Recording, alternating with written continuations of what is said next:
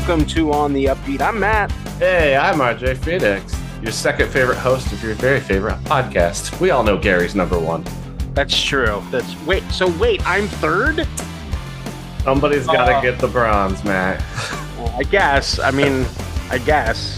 But it's like, it's really shitty when there's only three, right? It's one thing when there's hundreds and you get third. Like I feel like you should. Matt, take the win. Take the win. There was a vote.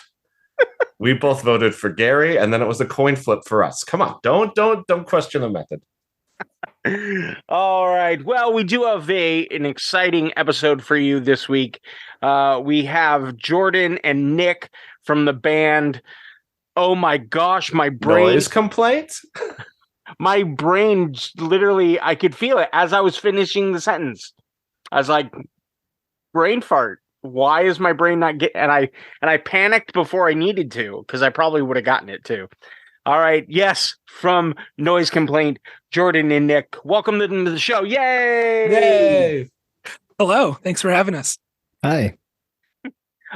We are excited to talk because I've been to a bunch of shows with you guys in the last year and thought, well, why haven't we had them on?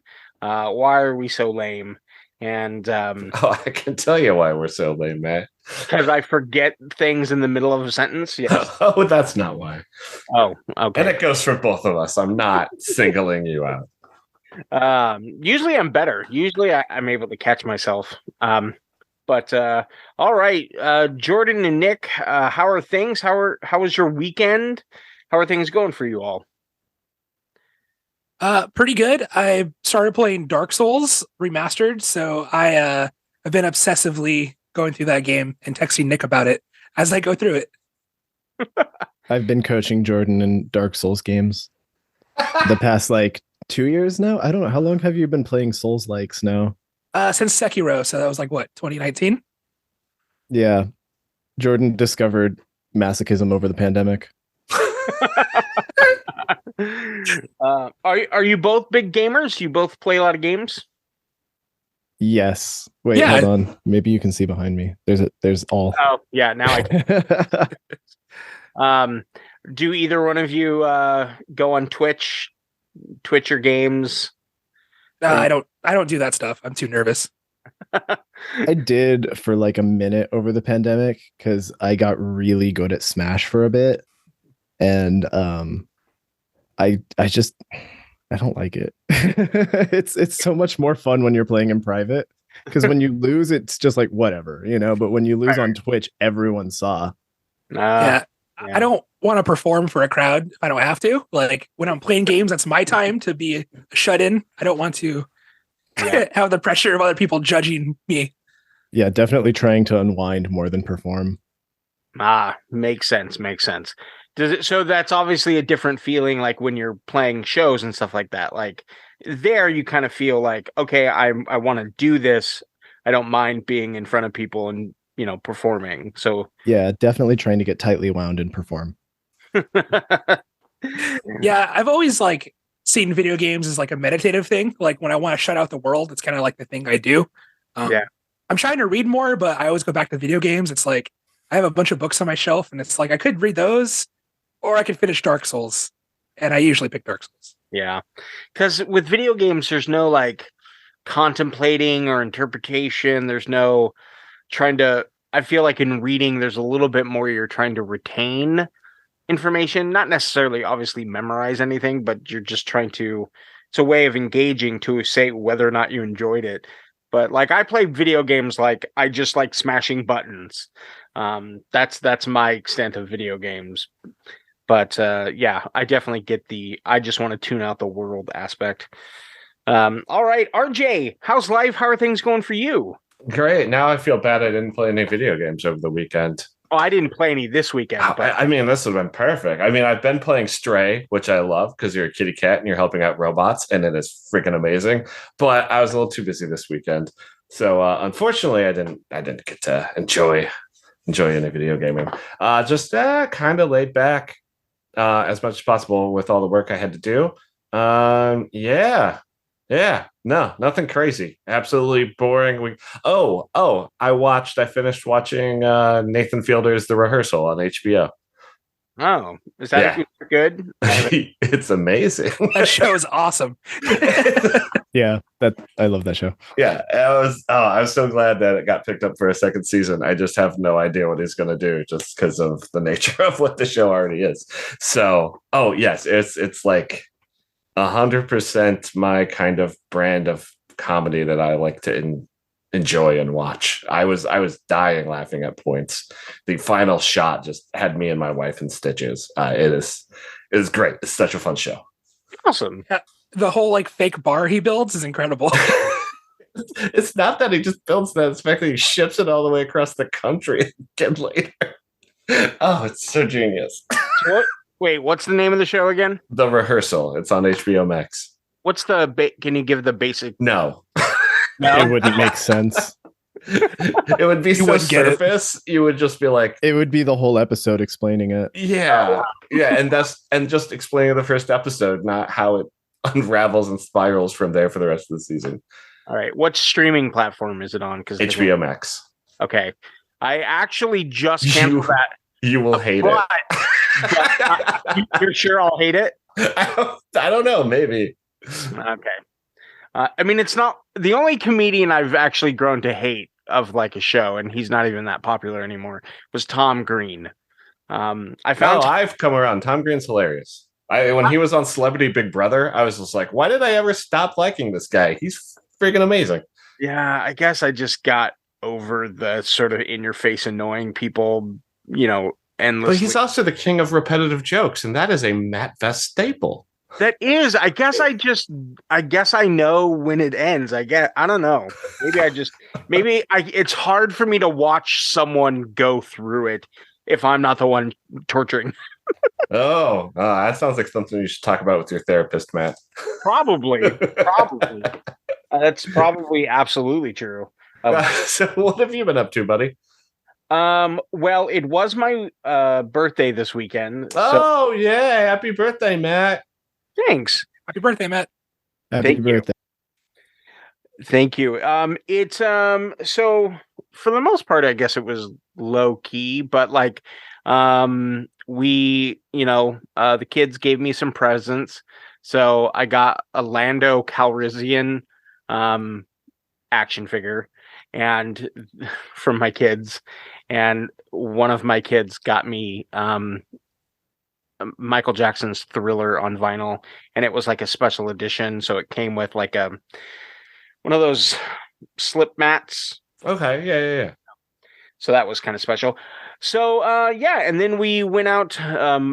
Megan and I went out to dinner, and then we went out to the ska show to see 2:30 and Aquabats. We didn't actually end up sticking around for the Aquabats. Unfortunately, my wife wasn't feeling 100%. Oh, so we. Yeah, I was going to ask how you enjoyed the Aquabats, because I know that I think we mentioned this last week. Oddly enough, the guy who is not so much into comedy bands is the one that's the bigger Aquabats fan of the three of us, between you, me, and Gary. So I was going to see, how did you enjoy the Aquabats? And it turns out, you skipped it. Well, I've seen the Aquabats before. They played a festival before the pandemic, like 2019. I saw them out there, and like I said, they're fine, and I get it. I just it just is never latched with me to be a. Maybe it's because you didn't get into them in the 90s. That's probably it. And I've never seen an episode of the show. Oh, I hate the show. Okay. Because I've seen bits and pieces of it. It seems like the show is geared directly more towards kids. Oh, it definitely is. Like there was this childlikeness thing with the Aquabats for a while, and then they went into more of a childish thing, and then they're heavily marketed towards children. So there's a steep drop off for me, in terms of me engaging with their art. But I still buy the new albums when they come out because they're good guys. Yeah, they have good songs, and it's one of those things just never clicked with me, and a lot of people are like, really? Because like I'm super into Weird Al and all that stuff, and so they just figured that would make total sense, but it just never did. And then of course I watched the Super Bowl yesterday, and then today the kids had off because technically around here it's a holiday. It's one of the presidents. Was it President's or was it Cesar Chavez Day? Was it a president's birthday? I don't know. Well, yeah, I didn't have the day off. It wasn't a federal holiday. I had to be in the office. Yeah, definitely. I think next week might be the federal holiday, so I don't know. Anyway, so we went down to the park and we took the dog, and we call this park the airplane park because it has a big airplane on it, and I got the dog to get up on the airplane. The airplane's fairly close to the ground, like it has no wheels. It's just on the ground, and so yeah, that was. I got tattled on because I guess there was not supposed to be dogs like in the actual playground. So like some official person came out and told me, "Oh, we can't have the dog on the playground." But you can go 10 feet over there where it's not officially the playground and it's fine. So I don't know. Whatever. So Jordan, Nick, what's a noise complaint? How's noise complaint doing? What's going on, boys? Let's talk about your band. What's a noise complaint? I think you know what a noise complaint. Matt, let the guest answer. No, seriously, boys, guys. Sorry, thanks for being on the show. It's Noise Boys. Noise Boys. The best guest ever, right away. All right. So we always ask first-time guests, how did you get into ska music? What is your ska origin story? Nick, why don't you go first? How did you get into ska music? I got into ska music mostly through my brother, actually, and I didn't know that ska music was a genre of music or anything because I was like a dumb child. I just know that like he had a Real Big Fish CD and he had an Aquabats CD, and I liked those a lot, and I would listen to Fury of like constantly because children's music that's really like peppy and fast really resonates with an ADHD child. And like, yeah, I don't know. I just loved it. And like, I still love the Aquabats. And I loved the show last weekend that you didn't stick around for. It wasn't personal. My wife wasn't feeling good. Ouch. Oh, no. When you said that, I took it personally. Okay. It's like an all ska set. So this is the one thing about that show that I was really surprised at. That floor, the like main floor, was packed even for the opening band. Yes. Now, that amazed me. Now, the opening band, I wouldn't consider a ska band. They're more like a new wavy Devo B-52 style. Matt, let's say the name of the band. Oh, yeah. Shockwave, I believe. Okay. Shockwave, right? And so the floor was packed. I mean, people were ready to see the Aquabats. So it was interesting to watch both opening bands like kind of win over the crowd at times. So it was a good thing to catch and see. But yes, I'll yell at my wife and say, "How dare you be sick and not on my birthday at an Aquabats show?" How dare the other opener was chill too, whoever they were. Oh, that other opening band? Yeah. I don't remember. Half Past 4 or something. I don't. Yeah. I've never. Whatever. No, yeah, they were awesome. I actually loved Half Past 2 set. That was like the coolest Half Past 2 set I've ever seen. And every time I see Half Past 2, I'm like, you guys just get cooler. Yeah, they definitely used the stage. It was just, I mean, it's always great to see a ska band on a stage that can fit them, especially, when they've got, 9-piece band, 8-piece band, like. Disagree. Cramming a big ska band on a small stage always looks awesome. I saw what I believed to be, well, it was my first. I don't know if it was the first in history, but I saw a Half Past 2 posse jump and I was really into it. No way.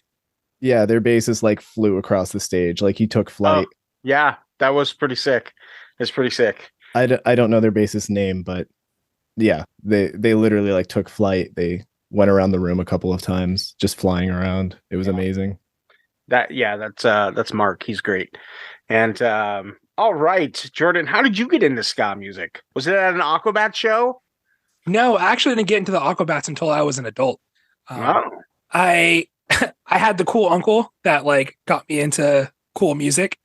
And I think I've told the story before, but I was putting together my MySpace page at the time when I was like in like 7th grade or something, and I was trying to figure out like songs to put on my page.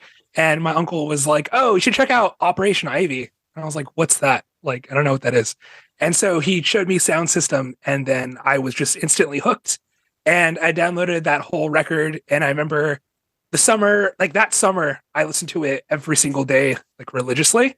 And it was just a downhill spiral from there, man. I mean,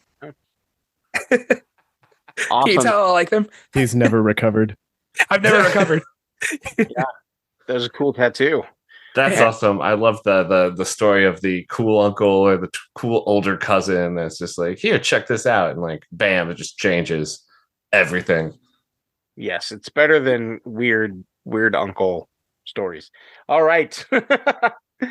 And all right. So how did Noise Complaint get their start? Nick, do you want to tell the story? Do we want to tell the Rock Band version? The Rock Band version, Yes. of course. Okay, so the first time I met Jordan formally, it's very possible we may have interacted a few times because we have a very we're from Chino, and Chino's not a big town. So if we went to the same high school and we didn't even know it. But the first time I formally met Jordan was at a friend's party, and they wanted me to bring Rock Band because I had all the instruments and all the DLC and everything. And I guess the idea of the party was we were all going to break off into our own little like bands, so to speak. And Jordan ended up in mine. So like the very first song we were picking when we were going through it, because we were just going for like high scores between each band. Right. I don't remember if it was you or me, but someone was like, we should do boss tones. And I was like, whoever it was, I was like, whoa, someone's actually down to do boss tones. So we did like Where'd You Go? And then like we didn't interact very much until then, or until after that. And then again, same friend, different party. I think I was wearing a Real Big Fish shirt, and you might have been wearing a Leftover Crack shirt. I'm not sure. I probably was. Yeah. And then we started talking about ska again, and I was like, aren't you the guy from the last party? And here's a really fun, the third time I interacted with Jordan was at a secret Big D in the Kids Table show, and we were both starting bands, and I was like, yeah, I'm starting this band, it's like kind of a shoegazy, like harsh noise sort of thing. And he was like, yeah, I'm starting a band called Noise Complaint. And I was like, oh, like a ska band? And he was like, yeah. And I was like named after the Big D song? And he's like, who's Big D? I remember that show that he's talking about. I had just got into that band, and I had to leave early, and I couldn't see their set because it was my curfew, and I had to return my dad's car back home. Oh, wow. Wow. That's funny though. That's amazing. That's a good meeting. So when did you take this? So obviously you were trying to get this going, Jordan, this ska band named Noise Complaint. How far along were you before you told Nick at this secret Big D show and Nick decided to join? And what was the process of you joining, Nick?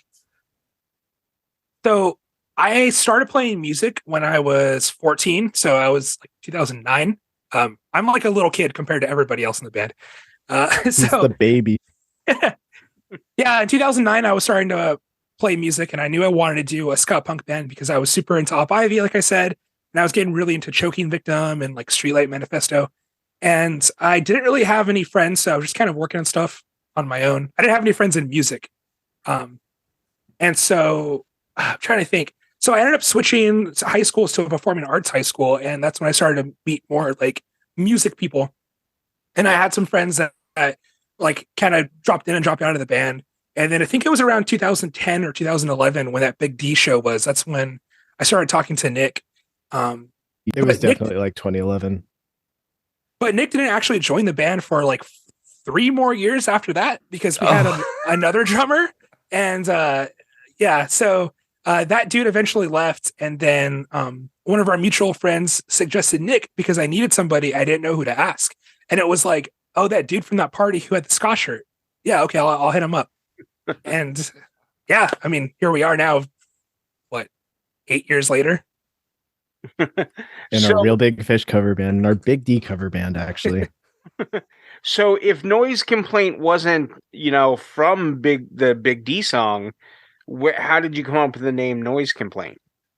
My friend Dahlia actually picked the name because she was the first person to play bass. Technically, we never actually had a band practice, but we were walking around our neighborhood trying to figure out like names for our cool new band, and she was like, "How about Noise Complaint?" I was like, "Yeah, that sounds sick." Never heard of Big D in the kids table at that point, but I was like, "Yeah, that sounds cool." No one's ever picked a Noise Complaint for a band name ever. This is perfect.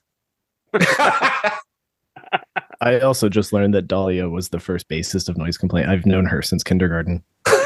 Technically. Chino is a very small town. It sounds like the small town I grew up in. Everyone knows everyone. Yeah. Yeah. So what were those early Noise Complaint shows like? So we started playing shows in 2011, and we were based out of Pomona. So we did a lot of backyard shows in the Pomona area, and they were fun, man. Like, it was a really good time, really fond memories, like kind of like, getting our legs, so to speak. We played just like local punk bands. It was really cool because nobody cared that we were a ska punk band. We were just all happy to play shows together. And we did that for a couple of years. We did that basically up until Nick joined the band. And then we started to do kind of a little bit bigger shows from there. Oh, so Nick, you made them popular. Good job. Yep. They don't call me Nicky Noise for nothing.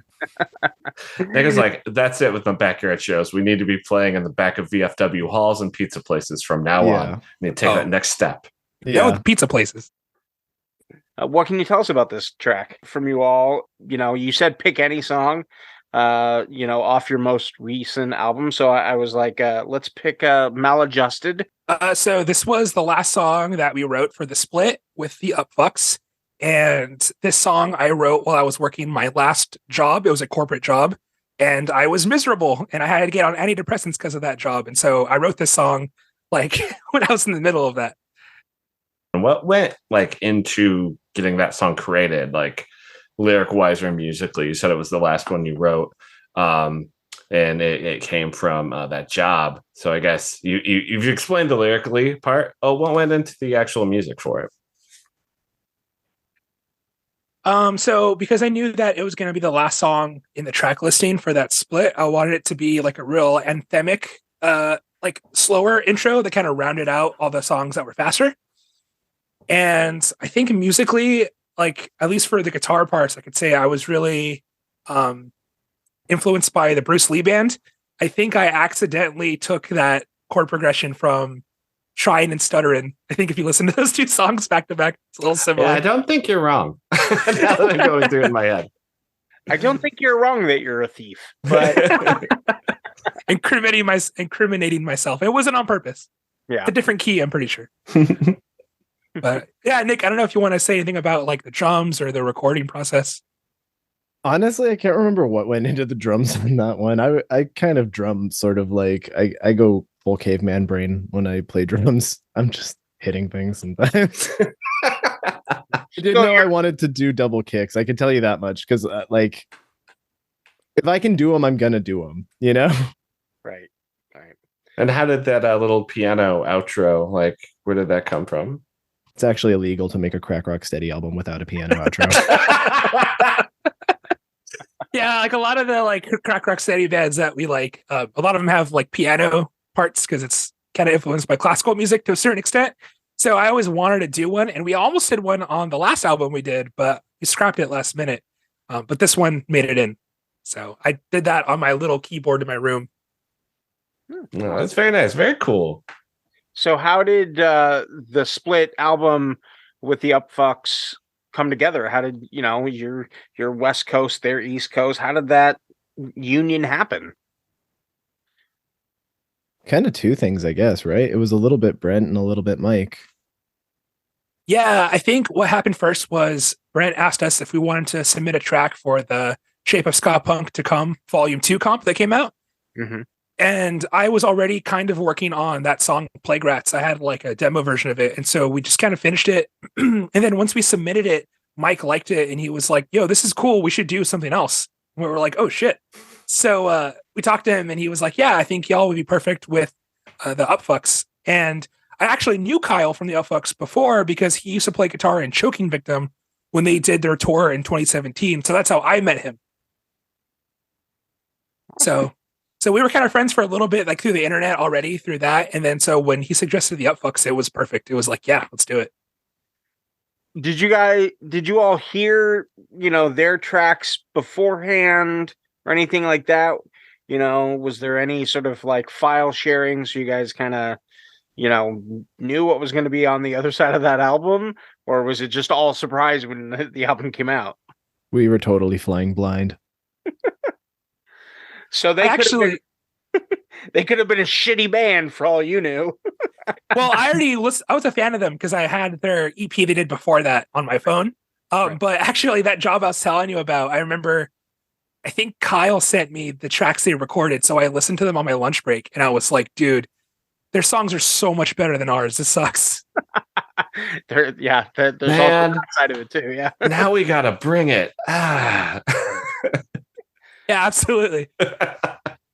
Okay, I better steal this song from Bruce Liebig. Allegedly stole. You're right. Allegedly. It's okay to steal from a bigger band.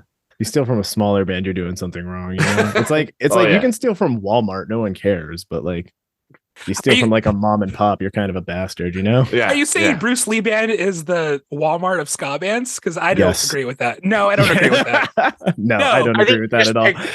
I'm being controversial on purpose. Okay, they're the Ralphs of ska bands. No, they're they're like Sprouts or like Whole Foods. Yeah, right? Whole Foods. Like, Okay. At least you can sound kind of cool, You're like, yeah, I got it at Whole Foods for like $20 when I could have paid 10 anywhere else. Yes. I don't think they're a grocery store. If Mike Park is listening to this, you're not a grocery store, bro. I mean that. If Mike Park is listening to this, I'd be shocked and delighted. And please come on our show. And all right. So what overall, aside from, this LP and stuff, what is the writing process, like for the band? Is it just whoever wants to bring a song to the table, bring the song to the table? Do you ever all just sit in one room and figure some stuff out, or how does it usually go for you all? So usually I write the songs on my laptop and on my interface. I actually do demos in GarageBand, so I don't use anything fancy. And then I'll send the other guys the demos and then they'll listen to it. And then we'll get together and kind of iron it out. And like, they'll add in some stuff and we'll just kind of like put the package together like that. Awesome. And Nick, that's okay with you that he writes all the music and you have no say? Is that okay? No, I got to write one song. He let me once. I didn't let you. No, actually, Nick wrote Suburban Warfare, which is the song we did a video for. That was all Nick. Oh, awesome. You wrote the hit. Good job, Nick. Yeah, one and done. I'm out. Every time Nick does something, it just makes our band better. So yeah, exactly. Showing up made the band better. We wrote the hit song. Awesome. Right. When it comes to doing, basically, I saw you guys in a couple of shows very close together for the most part.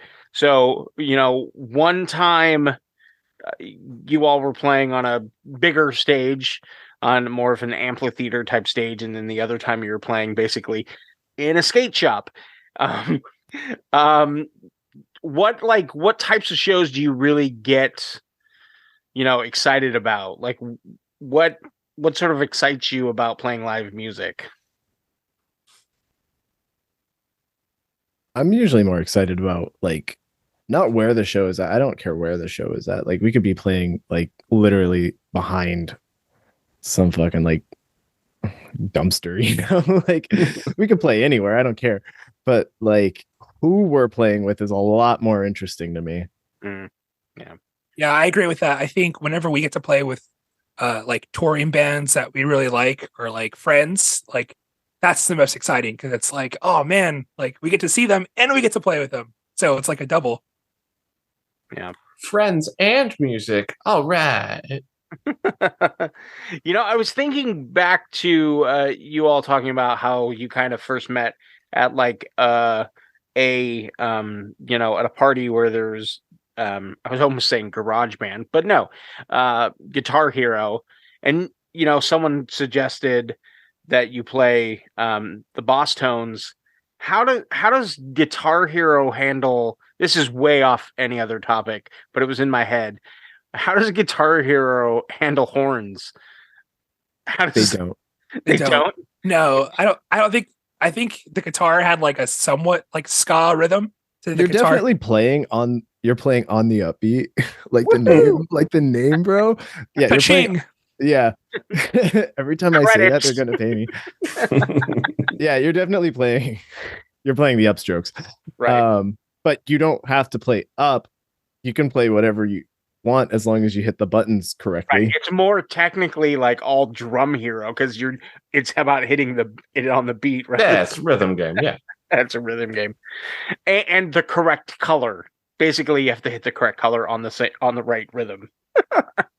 So yeah, but yeah, can you imagine if they had horns for Guitar Hero though? Like, honestly, okay, wait. Actually, I learned something from Rock Band 4. When they added keyboards and they added Less Than Jake to it. Oh. And I was like, there's no keyboards in this Less Than Jake song.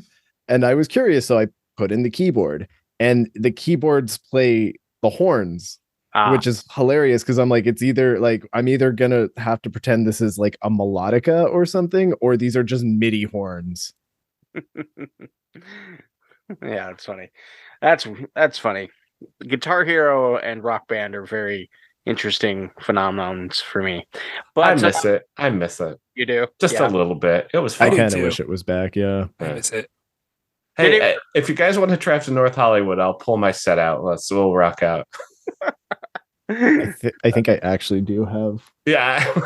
I have DJ Hero back there. Let's bust that out. Oh, yeah. I never went that far. I started having neighbors that started protesting me and my wife playing Rock Band. Did you ever play the special song in that Dance Dance Revolution game where you actually have to skank? No, that would be awesome. That'd be awesome. Yeah, they have Little Bitch in DDR Extreme. No.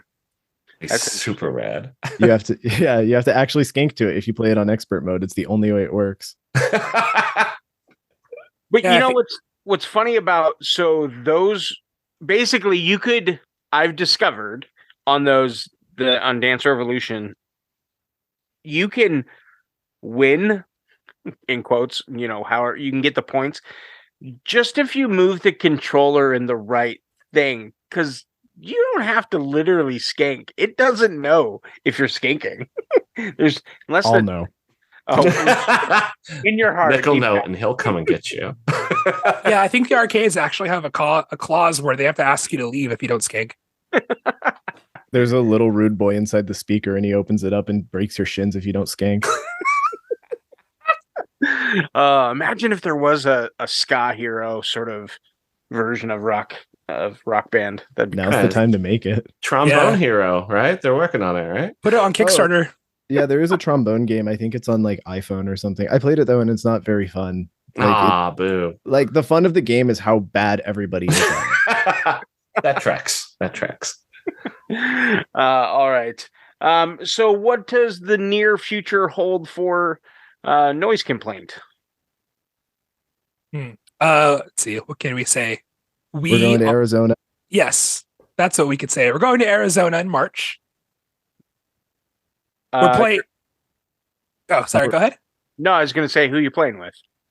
We are playing the Mesa, Arizona date of the Bad Time Tour with We Are the Union, Catbite, and Kill Lincoln on March 16th. Awesome. Brent is so stoked we said that right now. I just got a Venmo from him, actually. So you better promote. That's what we're paying you for. Awesome. So now tell us, that's the thing that's already public. Now tell us the things you can't tell us. I'll turn the recording off. Oh, well, if you say so. But any other future plans or things you hope to do in the near future? Nope. Well, I mean, I think we're we're hoping to get on the road soon. Yeah. You know, we actually like, I mean, outside of just going to Mesa and coming home, I think we would like to get out there and actually like play shows, you know, like play them like outside of our hometown, outside of like the normal spots, you know. Yeah, maybe with another band that also wants to do something similar. Yeah. So touring, yay! That would be rad. I would like to see you come down around the LA area. That might happen. All right, cool. I'll keep an eye out. Yeah, I'll talk to our guy. We'll see. Rad. Isn't your guy Brent or you? How'd you know? Our guy is the little rude boy in the DDR cabinet. Yeah. He doesn't have that much to do now that DDR has started to slow up. So he's had to diversify. The craze has kind of become really niche, so he's looking for outside work. The dance craze. Yes. Funny. All right. Could make Dance Craze Revolution. It's kind of a gold mine. At least a silver mine. All right. Before we head out, of course, we do ska picks of the week. RJ is dying of laughter, apparently. That was you guys got me. Can you guys come back every week? and just yeah, I feel like Nick is the type of person who just like, I want them to be the Statler and Waldorf of on the Upbeat going forward. Yes, that's exactly. Just want us to roast you? And the guests. No, yeah, the guests. Listen, yeah. If you want us to roast ska, yeah, come to the right place. All right, Noise Complaint. Thank you for joining us this week. We appreciate it. Thank you so much for having us. This was a lot of fun. Yeah, thank you. If you'd like to hear more from Noise Complaint, you can subscribe to our Patreon because we're going to record a bonus episode this week. So $4 a month gets you at least 2 bonus episodes a month, access to our private Facebook page, and 10% discount on merch. And of course, if you're in Mesa, Arizona on March 16th? Thursday, March 16th. St. Patrick's Day Eve. Yes. So if you're out there in Mesa, Arizona on March 16th, make sure you go see the Bad Time Records tour featuring Noise Complaint and no one else. No, just kidding. Cap Eye the whole Killing. Yeah, just for us. Yeah, just show up for them and then leave. Fuck those other bands. No, just kidding. They're all great. And so yeah, go see them. Even if you're just drive out there, Southern California, just go. Even though they're going to be playing the next day here. No, that's sold out. That's sold out. If you want to see the show, you got to drive to Mesa. Also, true. we're not on this end of the show. Oh, so that's true. I know you should have been, so I could see you. Well, we'll be there hanging out, but we will not be on stage. All right, cool. High fives all around, boys. Woohoo! All right. Thank you for hanging out with us, listeners. We appreciate you listening to this podcast and just supporting us any way you can. You know, don't feel bad if you can't join the Patreon. We totally get it. Thank you for liking us. Make sure you hit that subscribe button. Follow us on social media and all that fun stuff. We appreciate it. And until next time, keep listening to ska. And Todd, get back to work. You've been listening to On the Upbeat. The On the Upbeat theme music is written and performed by Millington. Make sure you follow them on Instagram at Millington the Band. You can follow us on Instagram and Facebook at On the Upbeat Ska.